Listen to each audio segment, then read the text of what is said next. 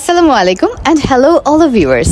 এটা ছিল ঈদের দিনের ভিডিও। ঈদের দিন নামাজ পড়েই আমরা চলে গিয়েছিলাম মিরপুরে, যেখানে আমার শ্বশুর বাড়ি। আমার শ্বশুর শাশুড়ি, দেবর, ভাসুরের বউ, যা সবাই ওইখানেই থাকে।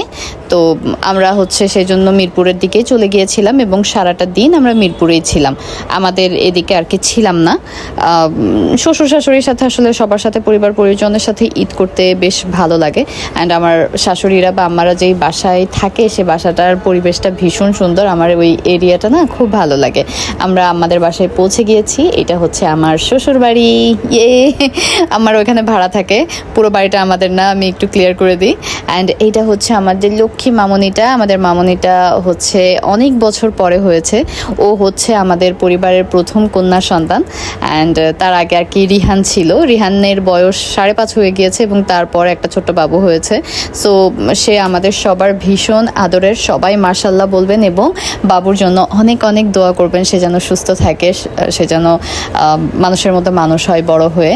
এবং এটা তার জীবনের প্রথম ঈদ ছিল। ঈদ আছে, ঈদ ছিল না, এটা তার জীবনের প্রথম ঈদ। আমরা রিহানের দাদা দাদির কাছে রেখে একটু বেরিয়ে পড়েছিলাম ঘোরাঘুরির উদ্দেশ্যে। মামনিকেও নিয়ে বের হইতে চাইছিলাম, বাট সেটা আসলে বের হওয়া সম্ভব না, কারণ সেখানে বের হইলে আসলে ছোট বাবু অনেক সমস্যা। সে একটু বড় হোক, তারপরে তাকে নিয়ে আমরা অনেক অনেক ঘুরবো ইনশাআল্লাহ।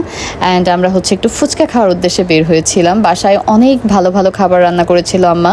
পোলাও, মাংস, মানে যা মেজবানি খাবার থাকে সব কিছু ছিল। মিষ্টি আইটেম অনেক কিছু ছিল, মানে একেবারে কমতি নেই কোনো কিছুর। কিন্তু তারপরেও মনটা তো চাই অন্য কিছু খাইতে।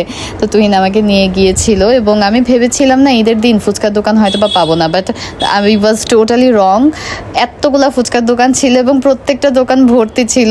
তো তখন আর কি বুঝলাম যে আসলে মেয়ে মানুষ মানে এরকম মজার কিছু খাইতে চাই, একটু ফুচকা চটপটি না হলে আসলে হয় না। এবং একটা মাস যতই যাই হোক না কেন, রোজার মাসে কিন্তু ওই ফুচকাটা ওইরকমভাবে আসলে খাওয়া হয় না। আমার তো একেবারেই হয়নি। আমি একদম টোটালি মনে হয় 1.5 মাস পরে আর কি ফুচকাটা ট্রাই করেছিলাম এবং আমাদের ওখানে যেই দোকানটা থেকে আমি ফুচকা খেয়েছিলাম এটা বেশ মজা ছিল।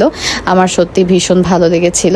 এবং ফুচকা ঝালঝাল খাওয়ার পরে আমার একটু মিষ্টি মিষ্টি চা খাইতে মন চাইছিল, বাট আশেপাশে কোথাও চা ছিল না। তো এখানে দেখলাম যে একটা কফি শপ খুলেছে, ফাস্টফুডের দোকান খোলা ছিল ওই দিন। এবং আমি যে আস্ক করলাম যে কোনো চা কফি হবে নাকি, তো ওনাদের কাছে কফি অ্যাভেলেবেল ছিল। সো আমি একটা কফি ট্রাই করেছিলাম। অ্যান্ড এই কফি আমার কাছে খুব পছন্দ। আমি না সবসময় ক্যাপুচিনো খাই, বাট ওই দিন আমি লাটে ট্রাই করেছিলাম and it was so good.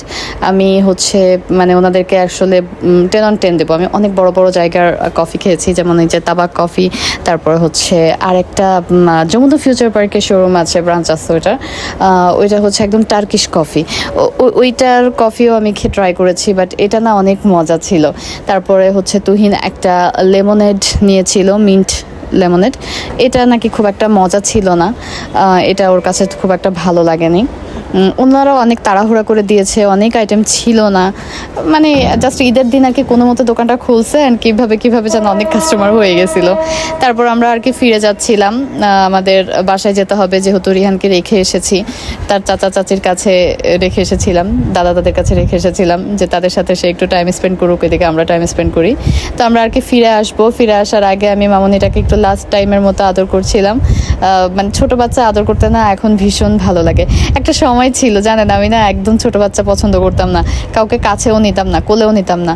যদি হুটহাট করে কোনো বাচ্চা আমার কাছে আসতো, তো মানে কোনো রকম আর কি একটুখানি দূর থেকে আদর করে টাটা বাই বাই করে দিতাম। বাট নিজের বাচ্চা হওয়ার পর থেকে না আর কি বাচ্চা খুব ভালো লাগে। আর আমরা ফিরে আসছিলাম, ঢাকা শহরের রাস্তা একেবারে ফাঁকা ছিল, কোনো জ্যাম ছিল না। ঈদের এই টাইমগুলোতে না ঘুরতে আমার খুব ভালো লাগে। অ্যান্ড এই টাইমগুলোতেই আমি লং জার্নি বা দূরে কোথাও ট্যুর প্ল্যান করি। তুহিনের এই যে চোখে মুখে বাতাস লাগতেছে, তার একটু ভালো লাগে না, বাতাস তার একদম পছন্দ না। বাট সিএনজিতে আমরা রিহানের জন্যই উঠি। সিএনজিতে উঠতে সে খুব কমফোর্টেবল ফিল করে। কারে উঠলে কারের যে একটা মানে স্পেসিফিক গন্ধ আছে, ওই গন্ধটা আমার ছেলে একদম নিতে পারে না, সে বমি করে ফেলে। তো সে আর কি সিএনজিতে উঠে অনেক বেশি কমফোর্টেবল কমফোর্টেবল। তবে সিএনজি ড্রাইভারগুলো না অনেক রাশ ড্রাইভিং করে, এত ফাস্ট চালায় আর এত এদিক ওদিক দিয়ে দিয়ে ঘুরায় ঘুরায় চালায়, আমার না মাঝে মাঝে ভীষণ ভয় করে। আপনারা কে কে আমার মতো ভয় পান অবশ্যই জানাবেন, এবং কে কে সিএনজিতে উঠতে ভীষণ কমফোর্টেবল ফিল করেন আমার ছেলের মতো সেটাও জানাবেন। আমার ভিডিওটা এই পর্যন্ত দেখার জন্য অনেক অনেক ধন্যবাদ। আপনাদের ঈদের দিন কেমন ছিল, পরিবার পরিজনের সাথে কেমন সময় কাটালেন সেটাও অবশ্যই শেয়ার করবেন, এবং লাইক কমেন্ট শেয়ার করে ফলো করে দিবেন আমার প্রোফাইলটাকে।